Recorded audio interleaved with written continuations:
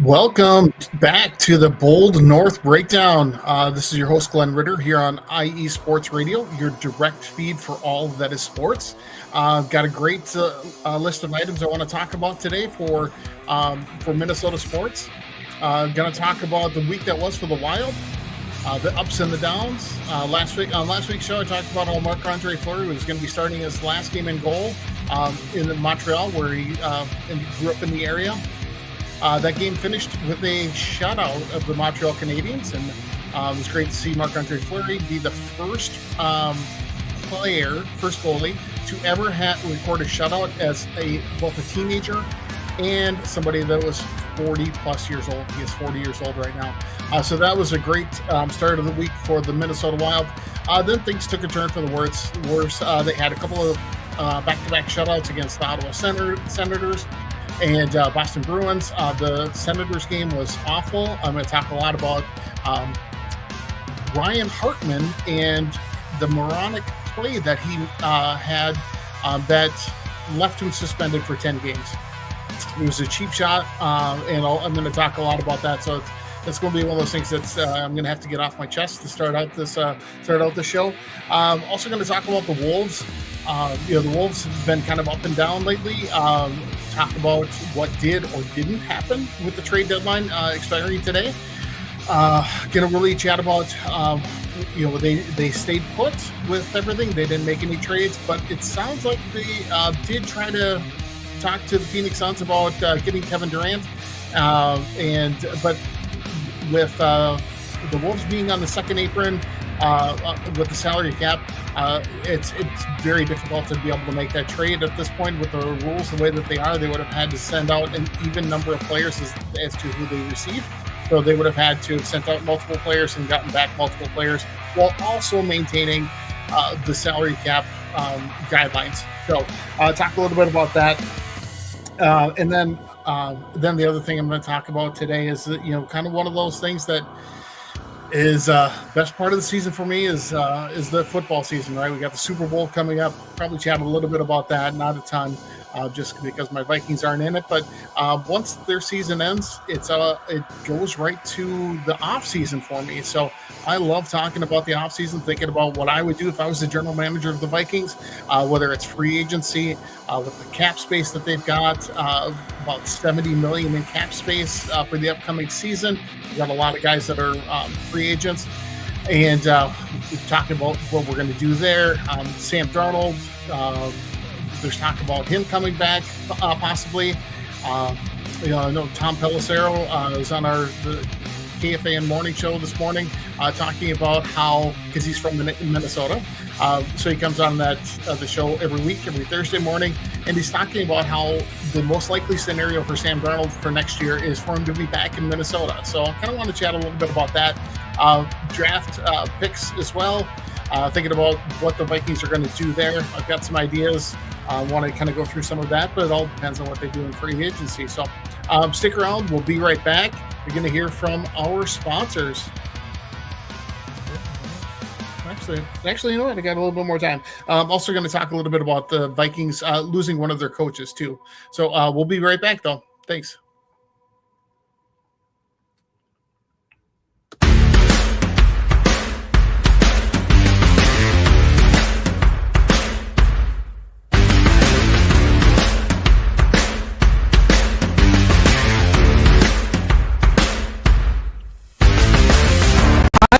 Sports radio fans, this show is brought to you by Planet Jerky Premium Brisket Beef Jerky. Planet Jerky is the official jerky of the 2022 California League champion Lake Elsinore Storm, single A affiliate of the San Diego Padres. This all brisket jerky has gluten-free options, contains no MSG, no sodium nitrate, is low in sugar, and high in protein. Go to their website at planetjerky.net and follow them on Instagram at Planet Jerky. Planet Jerky, the jerky that's on a whole other planet.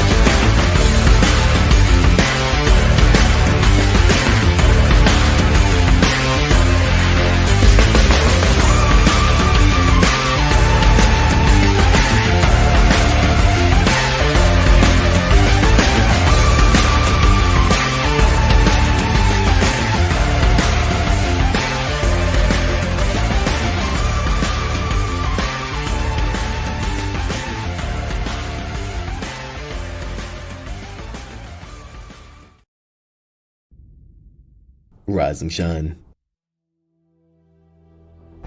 It's 4 a.m. The stars are still out. The sun is beneath the horizon, but it's time to punch in and go to work. The comfort of your warm-ups turns into the grinding out of your reps as the clinking and the clanking of the plates create a symphony of euphoria. There's no other feeling like it. Earn it, burn it, and take what's yours. IE Sports Radio has proudly partnered with Vital Apparel, a brand that not only fits great, but also promotes and donates to mental health research. Use our code IESR to get 15% off their comfortable and inspiring gym wear and help them on their amazing journey to support mental health. Go hard, take part in your iron therapy, and be strong. Because when your mental health is as strong as you are, there's no telling how far you'll go.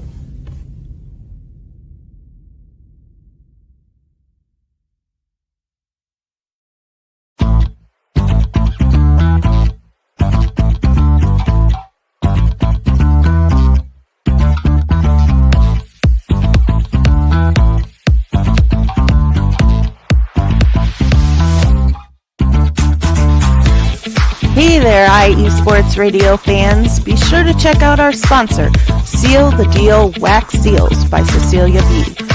You just finished your very own wedding or baby shower invitations and you're looking for that extra special touch? Maybe you just wrote a letter to a relative or a friend and you want to add to their smile when they receive it. Then seal the deal with Cecilia's handmade sealing wax stamps for your invitations, letters, and gifts. You bring the deal, we'll bring the seal. You can find them on Instagram at sealthedeal_wax stamps and on Facebook, Seal the Deal Wax Seals.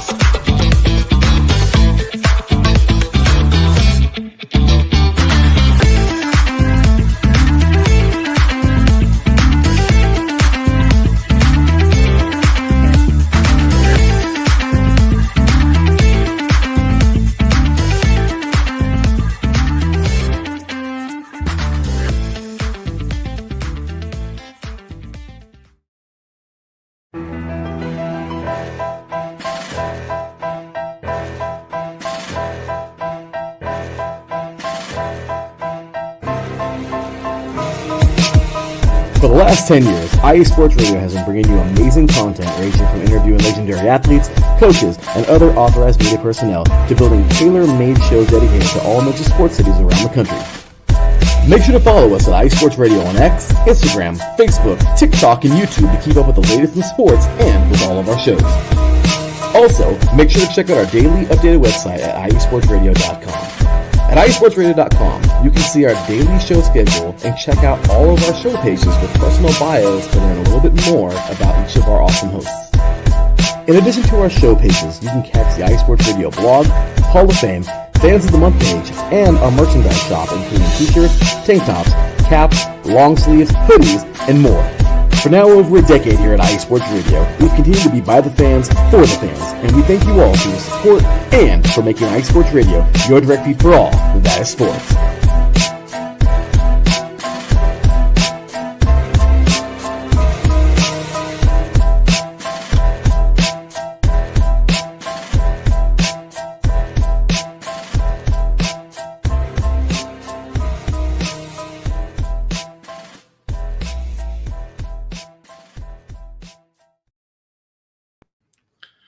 Welcome back to the Bold North Breakdown here on IE Sports Radio, your direct feed for all that is sports. Make sure you check out all of those sponsors. We actually have another sponsor. We don't really have a drop yet for it, but Raw Nutrition Supplements. They're also a sponsor of ours, so definitely check those out. We've got, like I said, we got the Planet Jerky. I just ordered myself another batch of it. It's great product. They've got several different flavors. Premium brisket beef jerky, definitely a great protein snack when you're at work and need to get a little something to help get you through the rest of the day. It's great in the morning to tide you over between breakfast and lunch, or in the afternoon after lunch, just to get a little bit in there. It's a nice healthy snack. Vital Apparel, definitely check out those things if you're like me, wanting to get that New Year's resolution going and getting a little more active, check that out. Great sponsor there, and goes to a great cause too. Mental health is huge. So if you need to get some new workout gear, check them out. Seal the Deal Wax Seals, and then obviously our IE Sports Radio Network. Definitely log in, check those out.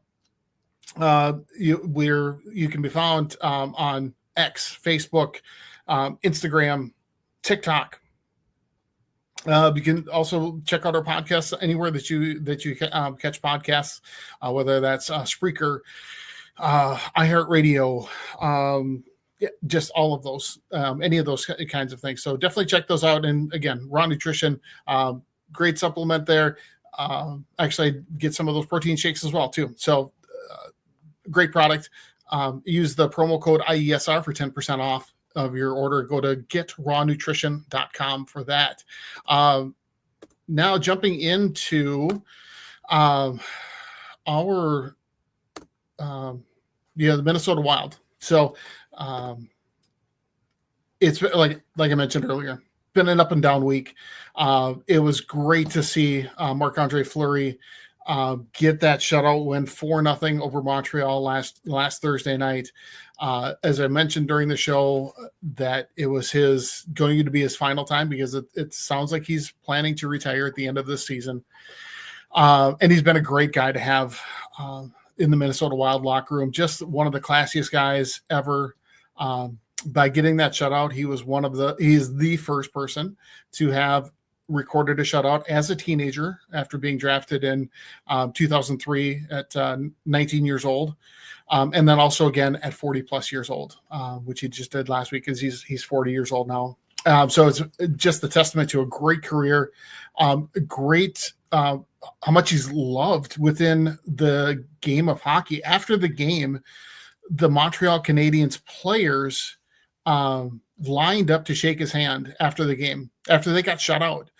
So just to see them have that kind of a mindset and an appreciation for everything he's done for the game was just awesome to see. So as a Wild fan, that really it warmed my heart, made me feel good about seeing that kind of a player in the Wild uniform. And definitely going to miss him after the season, because he's still playing pretty well, right? He had that shutout, but after that shutout, then things kind of got a little dicey. After that, they had the Wild had got shut out back-to-back times. Saturday they lost 6-0 to the Ottawa Senators.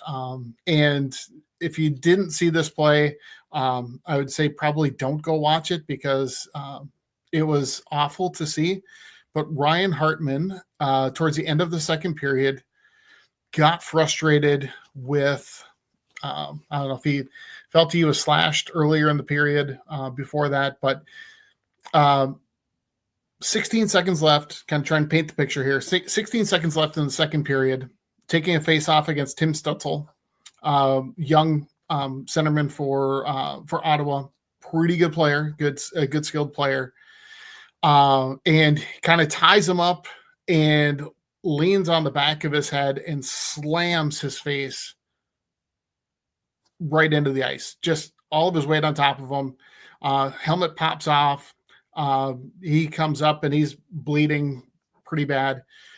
He gets a match penalty, kicked out of the game immediately. And since then, he's been handed down a 10-game suspension. Watching that replay, I would have been all in favor of it being, another 10 games, 20 games, 30 games, rest of the season. I don't know. That was just an awful play. It doesn't belong in hockey. Even no matter how frustrated you get, if people are being rough on you, you just can't do that. And it was really disappointing to see. He's going to pay the price though, because he's in the first year of a 3-year contract worth $12 million. He's being paid $5 million this year. So even though the average salary cap is $4 million, he's being paid $5 million this year. But by missing those 10 games, he's losing over $500,000, which is going to, obviously hurts him in his pocketbook. But it was just really such a stupid play. And it's really punishing the rest of the team, because now, because he's suspended, he has appealed it. It's going to go to the commissioner to try and get that reduced. But until then, he's still suspended. He is taking up one of the roster spots. So it's not like in other sports where somebody gets suspended, they are just not counted towards the active roster. So he's taking up one of the roster spots, one of the 23 spots on the roster. And they also can't bring somebody up then to replace him because of the salary cap issues and things like that. Salary still counts, even though he's suspended. It counts towards the salary cap.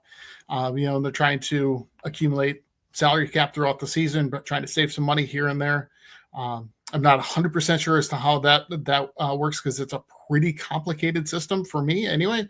And I'm a numbers guy, but the way that they can accumulate salary cap space throughout the year and then use it at trade deadline, which the Wild did a few years ago, where they traded for some guys or helped facilitate trades by taking on some salary cap, was really was a pretty cool idea. Anyway, but to me, Hartman just needs to go. So he's still under contract for 2 more years.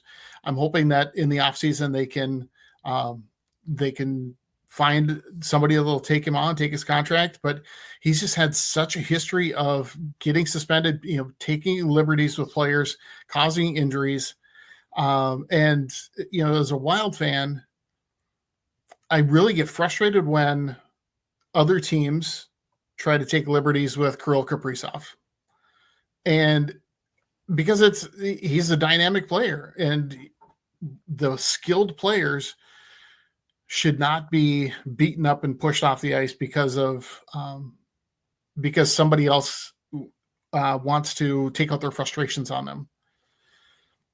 There's the old school hockey guys that are all about the fighting, things like that, which I understand. You protect your players and have people stand up and say, you know what, if you start getting overly aggressive with some of those star players, then you're going to have to get put in your place. That's not like this, though.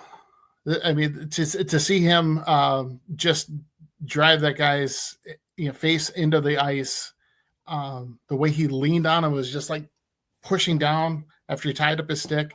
The guy had no balance to be able to protect himself, and just with the way he slammed, his face was slammed into the ice, his bucket pops off, and it was a really disappointing thing to see, because the game itself was awful. They couldn't really do anything very well.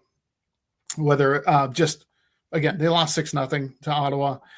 Couldn't get a goal, couldn't get anything going. I think they got outshot like 45-12, something like that. It was just ridiculous.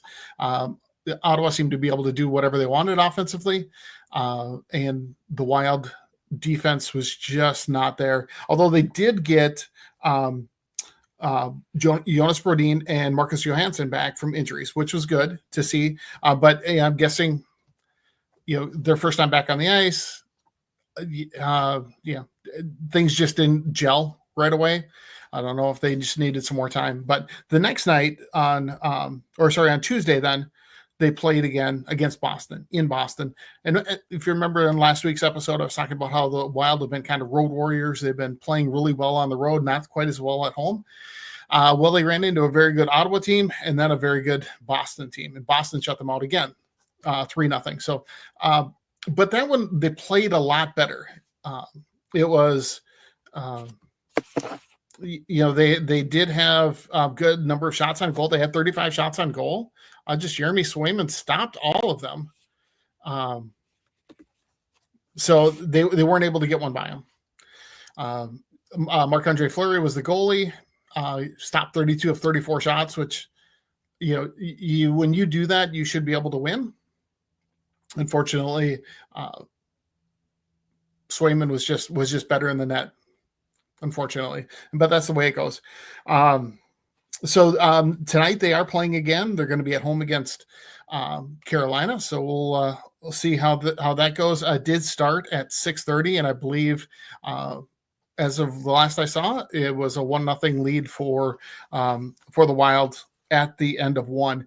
Trennan was the one who got the goal. So it's good to see some of those guys coming back. But Kirill Kaprizov is going to be out another 4 to 5 weeks with the surgery, lower body surgery that we talked about last week. It's just really tough to see one of those really good superstar players just not be able to be here for the team. We're asking a lot of young guys to step up against Montreal. Liam Ogren scored. Marco Rossi had a goal. Freddie Gaudreau and Devin Shore. Those guys all got goals. Not big name guys. It wasn't Boldy. It wasn't Joel Eriksson Ek. But it was, Marco Rossi is playing on the top line. He's been showing his potential, his scoring potential for an undersized centerman. He's been playing pretty well, and I really like where things are going with the Wild. So that's about it for the Wild. Let's take a quick break, and we'll come back and chat some more about the Timberwolves, and then later on about the Vikings. So just come right back. We're here on the Bold North Breakdown on IE Sports Radio, your direct feed for all that is sports.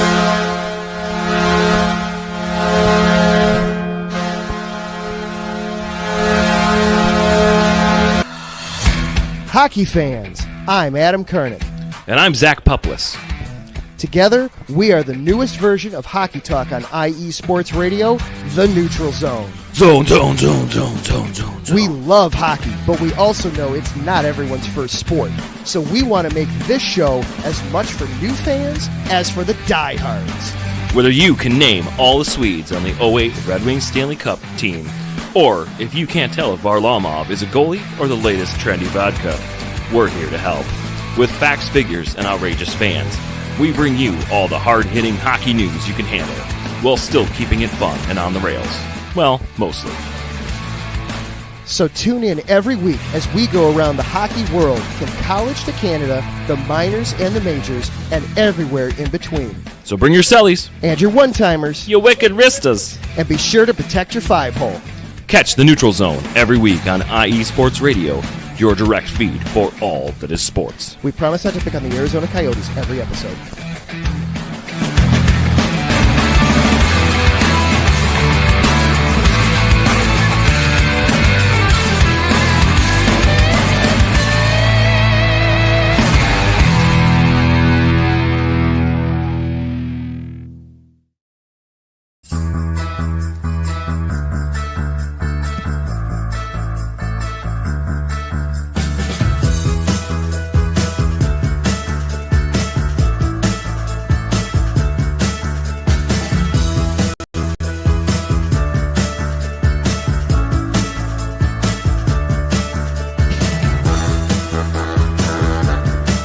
What's up, New York? This is Ricky K coming at you at the NY State of Sports, a new show here on IE Sports Radio, your direct feed for all that is sports.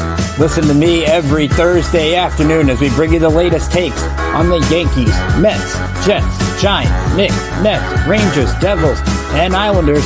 Plus, you get some college hoops and what's the local sports events going on in the area. It's a state that never sleeps, so why not get the opinions and sports takes that never sleep? Again, every Thursday, 2 p.m. to the NY State of Sports. We'll see you then.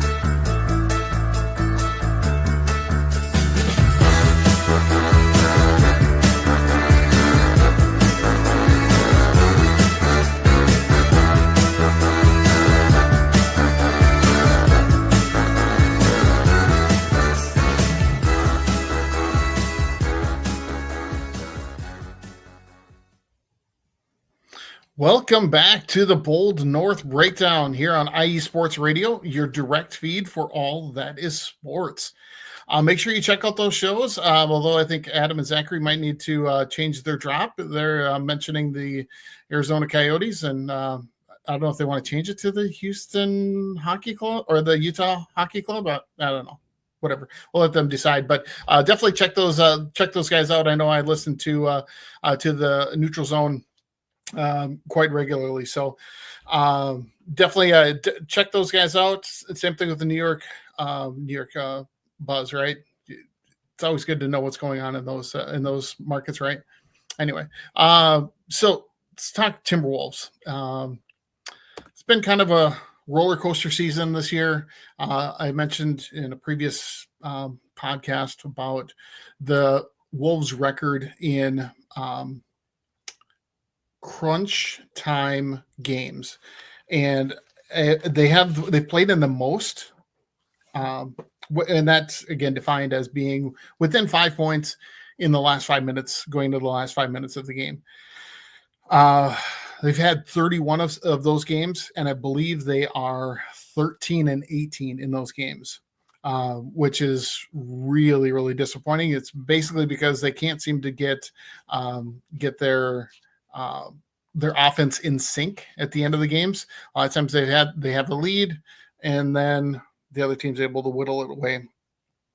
So in the past week, again, last Thursday night, after my show, the Timberwolves played the Jazz, right? And they had a great game. Boy, they beat the Jazz pretty handily. They beat them 138-113. They had trailed 31-29 after the first quarter, and the Jazz have been a pretty dismal team this year. So it was a little frustrating to see them come out of the gates slowly in that game. But they did end up shooting, look at my notes here, 59.8% from the field, 55.3% from three, only 13 turnovers. Rebounded the Jazz 39-23. It's 6 guys in double figures. It was just a complete win, just playing really well, executing offense. It was just a sight to see. Then after that, the things got a little dicey. Saturday, they lost to the Wizards, and I know I can't remember which guy it is. It's in our group that is a huge fan of the Washington area and has a show about everything. But did point out to me that they had gone into that game with a 16-game losing streak, and that seems to be a tell with the Timberwolves, is that they have a tendency of playing down to teams. Now, the thing that was going on with the Wolves that night is they were without, obviously, Julius Randle has been out, is going to be out for another 2 weeks where they strained adductor muscle. Dante DiVincenzo still going to be out another week or two until he's reevaluated. And actually, it's actually the same thing with Randle. He's going to be reevaluated in 2 weeks. So not getting them back, but also that game they were without Anthony Edwards, which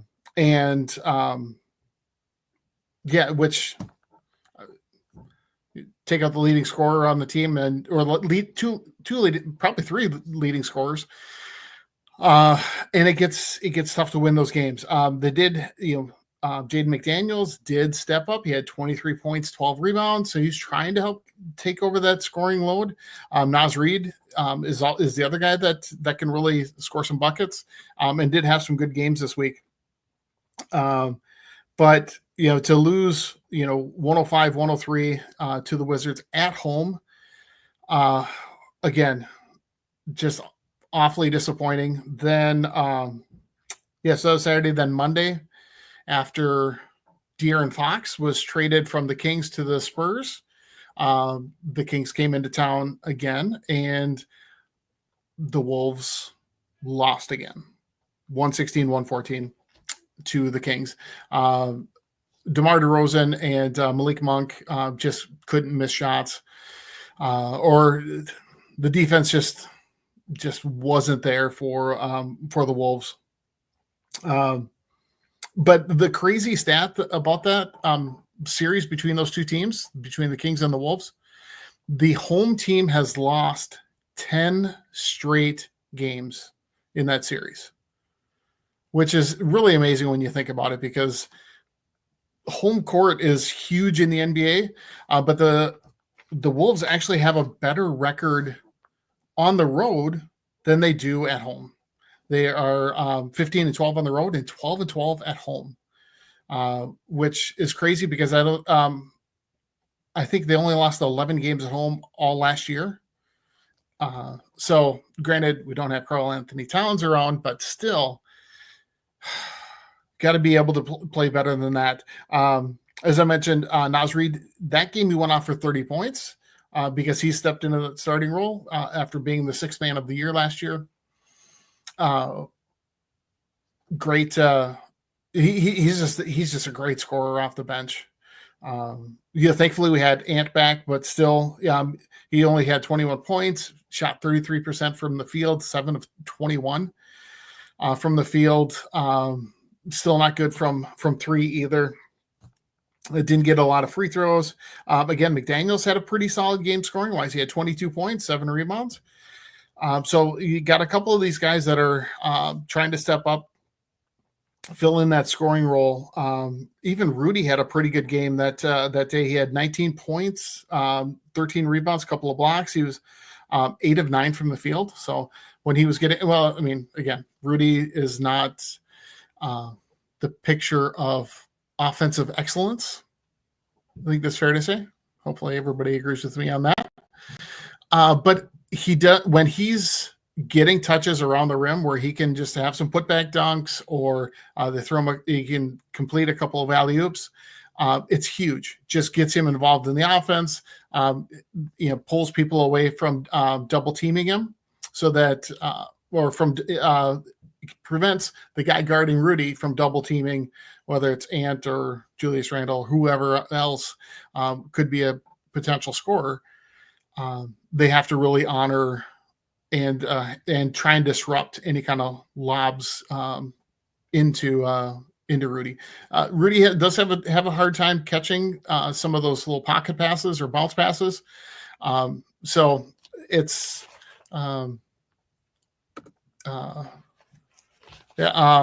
he's had so many turnovers in that respect. But when he's really actively involved in getting some touches where he's able to pass out of it, then the team plays much, much better. But anyway, so yeah, they've been a disappointing 12-12 at home, just not very good. Then last night, the Wolves played the Bulls, and again, it was one of those things where it's kind of nip and tuck throughout the first 3 periods, but then in the fourth period, the Wolves pulled away, ended up winning 127-108. Ant was phenomenal. He had 49 points. The key stat though in that game though for me is he was 17 of 18 from the free throw line. If he's getting to the free throw line 18 times, that is a good. That's a good sign for the Wolves. That means they are going to be doing some damage, because that means there's other people in foul trouble if he's getting to the line that many times. And the teams in the NBA just don't seem to be as deep as they used to be, relying on a lot of bench players, which kind of is one of those things that has been nice to see, that some of the Wolves bench players have been able to get some more minutes with some of those injuries. We'll see if they can continue to keep getting those minutes after Julius Randle and Dante DiVincenzo come back, because guys like Rob Dillingham, I think he's going to be a star in this league. He's just so quick. He can shoot the ball pretty well, but he can break guys down off the dribble like nothing. He is one of the quickest players I think I've ever seen. And, watching basketball since the Jordan days of the NBA. Oh, well, actually probably Magic Johnson too. I mean, in the 80s, I was watching those guys play even before the Wolves even had a franchise. So when I see him, he's he's got a special speed speed when he's playing. Some of the other young guys that have gotten a chance to step up have been Jalen Clark, who, for those college basketball fans and maybe Taryn from remembering back to his UCLA days, he was a second-round pick in the 2023 draft, drafted number 57 overall. And the reason he was drafted so late is because in the last regular season game of the season, he tore his Achilles. So whoever was drafting him knew that he was going to be out for the 2023-24 season, just because you can't rehab and be back to game shape in a short amount of time like that. So he had been out for that entire last season. I did play some in the summer league, really getting his feet underneath him, and has been getting more minutes lately. When he was in college, though, his last year as a junior, he left after his junior year. He was the defensive player of the year. So it's good to see him getting some minutes. And I think against Chicago, he had 21 minutes, which is fantastic, to get some, somebody that can play solid defense. He didn't score a lot. I think he had 5 points. But, to get some of those bench minutes filled with a young guy like Jalen Clark that can continue to develop alongside Rob Dillingham, well, then, that's just great, to have that rotation at the guard position along with Nickeil Alexander-Walker, who is very underrated and is going to be a free agent at the end of this year. And I know that the Wolves are going to want to re-sign him, but in case they can't, if they can have Jalen Clark develop to be able to be filling that role next year as a kind of a shutdown defender, 3-and-D kind of guy that can potentially bring the ball up the court on occasion. Boy, that's a great player to have. And the other guy that is got to talk about here, has made a lot of news this week, is Luka. Sorry, not that Luka. We have a Luka here in Minnesota as well. Luka Garza he's one of those big men that is kind of an instant offense kind of guy. He plays, looked at his stats. He's averaged 5.3 minutes per game this year and is averaging 3.6 points per game. That's a pretty efficient numbers, right? To be able to put up almost a point a minute when you come off the bench. And he's never going to win a Defensive Player of the Year award, but he can hit. He's a good post player. He's kind of an old school post guy where he can score with a lot of post moves, but he can also shoot the three. So he's got some range to his jump shot. It's just a matter of trying to get him some time. But with Randall hurt, we've got Naz Reid, Rudy Gobert, and then Luka Garza. So he's going to have to keep getting some of those minutes until Julius Randle comes back. But even after he comes back, I think he should always get a few minutes off the bench just to kind of give the offense, get some instant offense from the bench because he's going to be able to score. It's just, again, the matter of the defense, and we should be able to work out a defensive system around him to be able to keep things in check, where it's not like we're scoring a bucket and they're getting one right back right away. I think that they should be able to do that.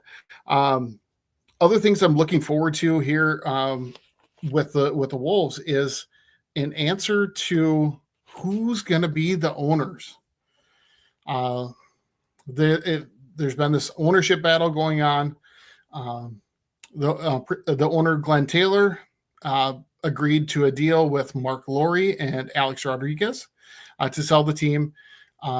They hit certain parameters, and then as the final payment was coming due, there was a claim by Glenn Taylor that the Lowry and Rodriguez group didn't actually meet all of the parameters to make the purchase. The Lowry A-Rod group obviously thought that they did do what needed to be done, so it went to arbitration. So they've already had the arbitration hearing.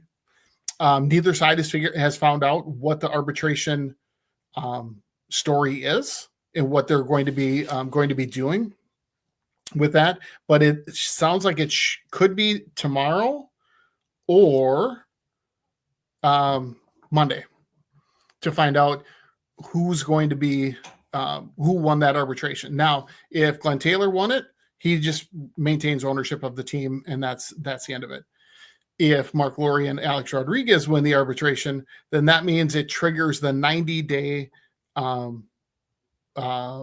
deadline or trigger to get approval from the rest of the NBA owners on the transfer of the team from Glenn Taylor to that new group. I think Michael Bloomberg is also one of the investors in that group now too. It was kind of added a little bit later on. So yeah, it's going to be interesting to see what happens there. I was a little disappointed that the trade deadline came and went. No moves were made. Saw the local beat writers saying, yeah, they're going to be, there's nothing that's going to be happening today. But then after the deadline, I heard, and a rumor came out, or a little story came out, that the Wolves had actually talked to the Phoenix Suns about Kevin Durant and bringing him on board. Now, that is too complex of a deal to try and put together last minute right before the trade deadline, because with the salary cap situation for the Wolves, they're on the second apron, and I don't know exactly how all of that works and what all of those things mean, but it sounds like from everything I've heard, they can't just do a sending out three guys and taking back one and having the salary just even out like that. They have to make it a 3 or 4 team trade in order to be able to send out enough players and then get back enough players for it to all work within the salary cap look of it. I would have loved to have seen that happen because having Kevin Durant and Anthony Edwards playing next to each other, boy, that would have been fantastic. I believe Julius Randle was one of those pieces that would have probably been offered. So maybe in the offseason that could work, because I'm guessing Julius Randle's going to trigger his player option for next season to pay himself to get paid about $30 million. I'm guessing he probably won't get that kind of money after the season he's been having this year, on the open market. But who knows? Maybe he will decide to opt out, and then he's just an expiring contract comes off the books for the Wolves. We'll see. But going to be kind of interesting. It would have been great to be able to see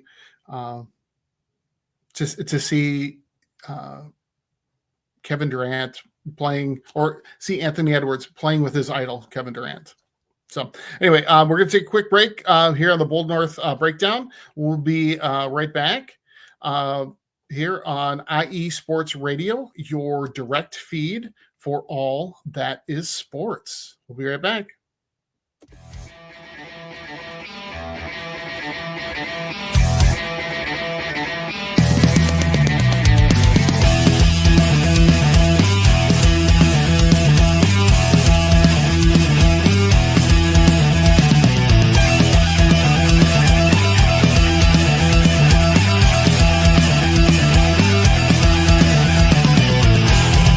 It's IE Sports Radio. It is your direct feed for all that is sports. It is Philly Sports Talk with Cash and Chris every Tuesday night right here on IE Sports Radio, your direct feed for all that is sports. Philly Sports Talk with Cash and Chris is the most comprehensive view on Philadelphia sports, exclusively right here on IE Sports Radio. You know what it is, your direct feed for all that is sports. Tuesday night, IE Sports Radio, Philly Sports Talk with Cash and Chris.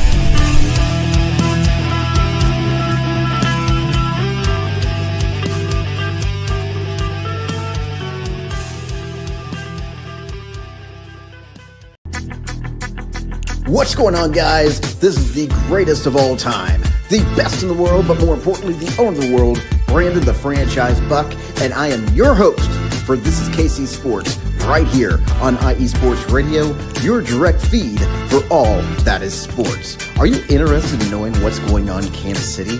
Well, this is the show for you. Not only do we talk about sports concerning the Kansas City Chiefs, the Kansas City Royals, Sporting KC, KC Current, as well as all surrounding high schools, and of course, college when it comes to KU, K-State, UMKC, and of course, my alma mater, the Pittsburgh State Gorillas. You can catch it all right here, as well as some fun facts about Kansas City and what's going on, such as music, festivals, whatever the case may be, in case you have to be out and about. So make sure you stay tuned to our new time and new day, Fridays at 2 p.m. Central, for This is KC Sports, right here on IE Sports Radio, your direct feed for all that is sports, with your host with the most, Brandon the Franchise Buck.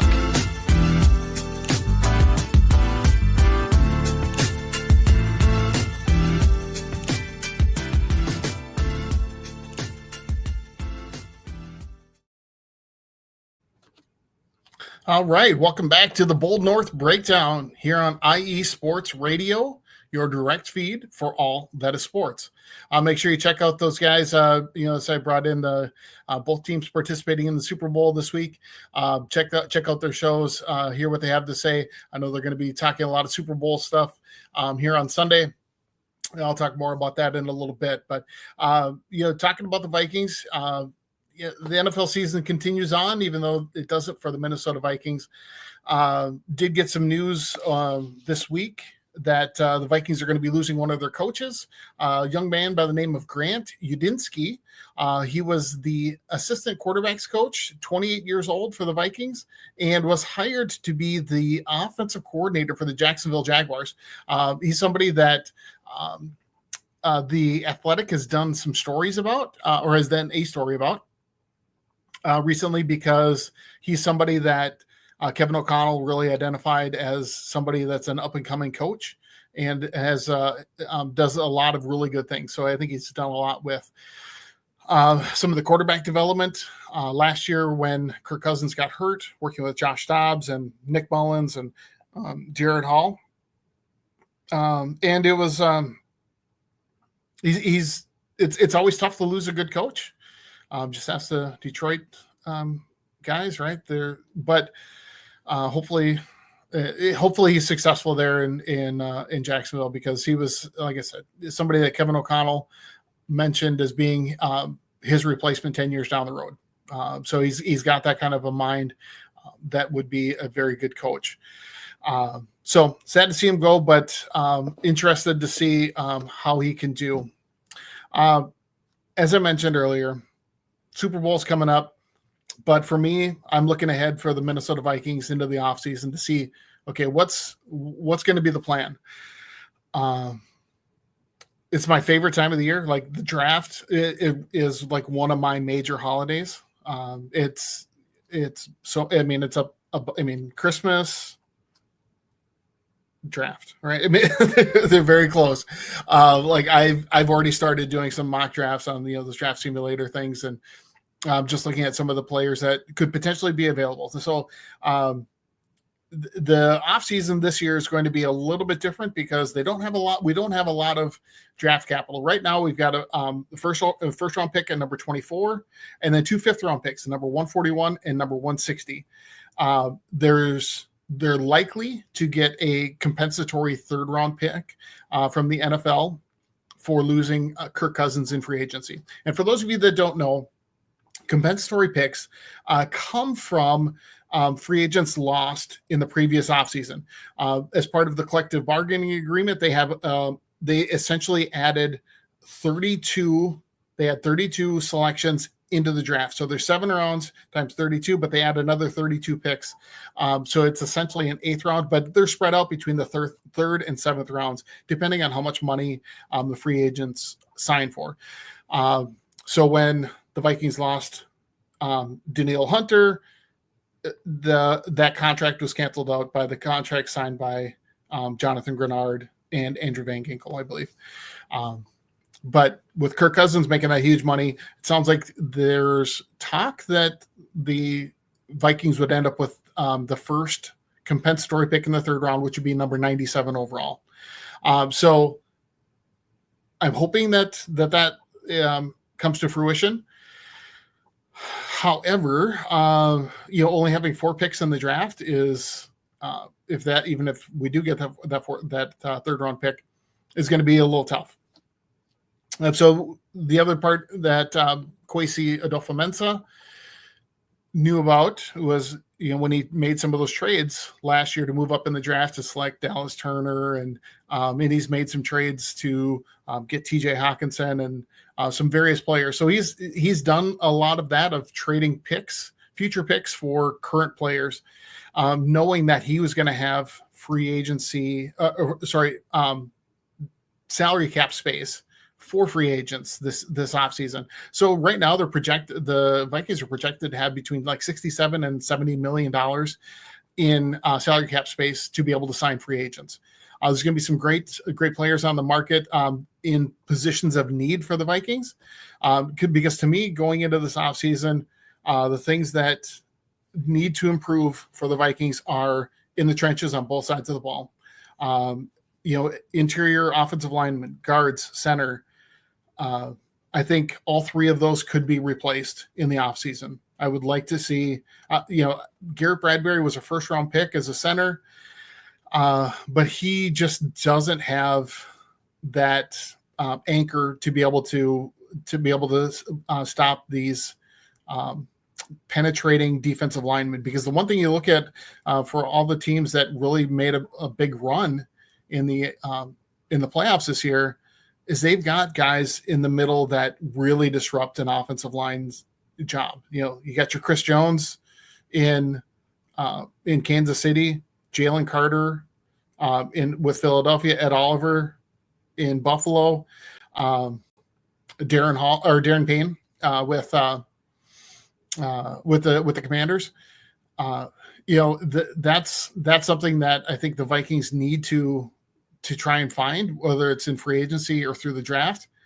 I just don't know if there's one out there. So looking at the draft, there are some guys that could potentially be available, but in my mind, the ideal situation would be able to trade back, a few spots, 4 to 6 picks, still be able to get a really good player, because we need a defensive tackle, somebody that can really disrupt things for quarterbacks, because the quarterbacks where you can make them least effective is going to be if you can get pressure in their face.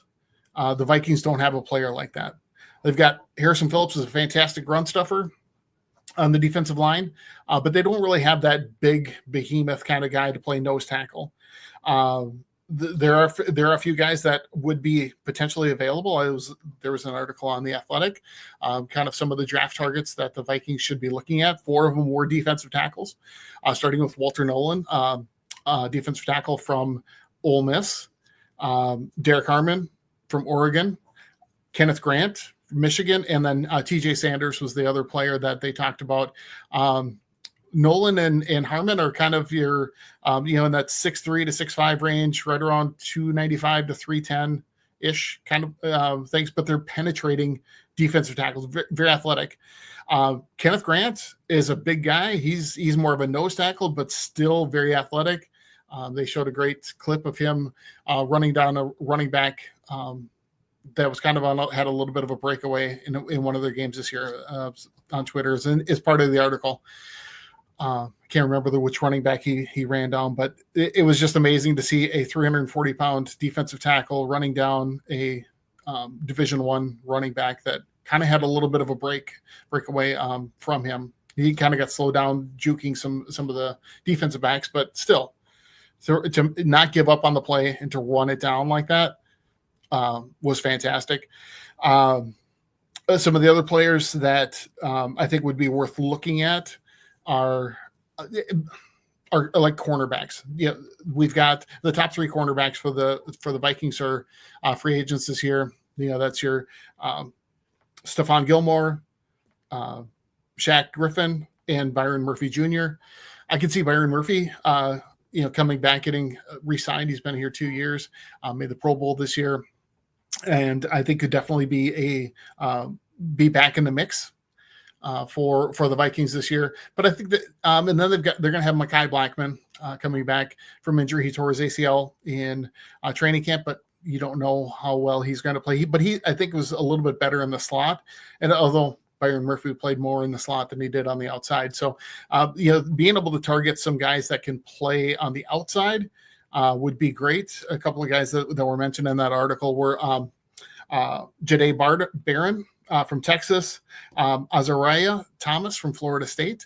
Barron is about 5'11", 200 pounds. So it sounds like he's kind of a nickel potential safety, kind of a Swiss Army knife kind of guy that can be played and plug and play in a lot of spots, which is always good for the Vikings because Brian Flores loves to move guys around and have everybody doing a lot of different things. And so he would be somebody that potentially would be there.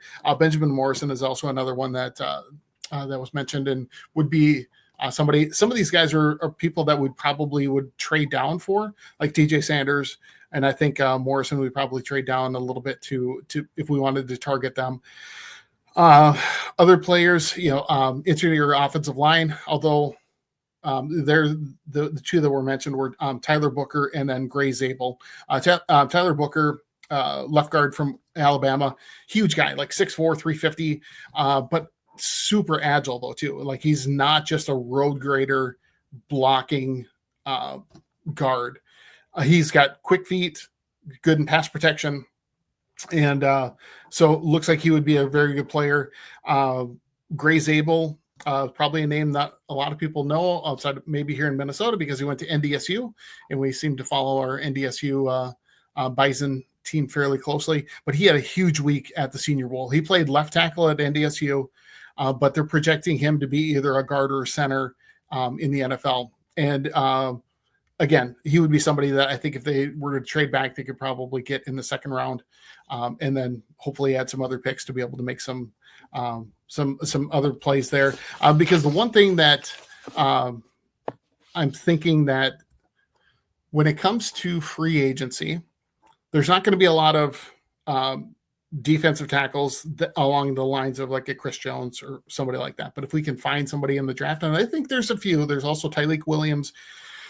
And that's obviously doesn't even take into account Mason Grant, who's going to go in the top 10 for sure. But there's some defensive tackles that are athletic, that can really penetrate, break down the pocket a little bit, and really be able to wreak some havoc. Some other guys that we're talking about, which I think they're going to have to address, is going to be at running back. Aaron Jones did a great job this year, but I think that we need to find that future running back for the team. There's some good depth, I think, in this draft. Obviously, Ashton Genty is going to go well before the Vikings pick at number 24. But then there's going to be some other guys that I think they could get if they wanted to trade down. So I'm guessing that Omari and Hampton would probably go before, if they trade down, would probably get picked before they do. But you got guys like Travion Henderson, Caleb Johnson out of Iowa, Henderson from Ohio State. Those are some good running backs. They both have some dynamic big play abilities. Because I think that's going to be one thing that the Vikings are going to want out of their running back, is be able to catch the passes, but also be able to break some big plays when a hole opens and when the things come available. So it's going to be very interesting to see what they do in that situation. But again, I'm thinking trade down as possible and probable. Hopefully they can get a couple of guards in free agency, maybe somebody like Trey Smith from Kansas City. I don't know if they're going to be able to afford to bring him back. Or I'm trying to remember the guard from Indianapolis. This is also another potential target. Potentially, Tevin Jenkins from Chicago. But I know Chicago's got a lot of salary cap space available too, so they're going to be competing against other teams for some of these players. But maybe they can spend big, land at least one guard in free agency would be great. And then if we can get one in the draft, and then hopefully find another another option down the road, but we'll see. Let's see. That's about it for the Vikings. I do have a couple of other little Minnesota notes. The Twins have not been very active this offseason, which is not surprising for me, but they did sign Harrison Bader as an outfielder to back up Byron Buxton and potentially even be a platoon corner outfielder this season as a right-handed bat. Right now they've got Trevor Larnach and Matt Wallner as their two starting, left and right fielders. Wallner's got a fantastic arm, so I think he would probably stay in right, and Larnach would be the platoon and left with Bader because they're both left-handed bats. But then he's going to be there to be able to take over when Byron Buxton gets hurt. At this point, I've given up on the hope of him staying healthy for a season. He just doesn't do it. So got to count on him to miss 60 to 80 games every year. So about half the season. So we need to have somebody somewhat reliable. They did trade Michael Hellman, who was a AAA outfielder that got called up in the towards the end of the season for the Twins. They traded him to St. Louis for cash considerations. So just like the typical poll ads, they're just out looking for money. So hopefully that helps pay for some of those, some of those contracts that they're not going to sign anybody to.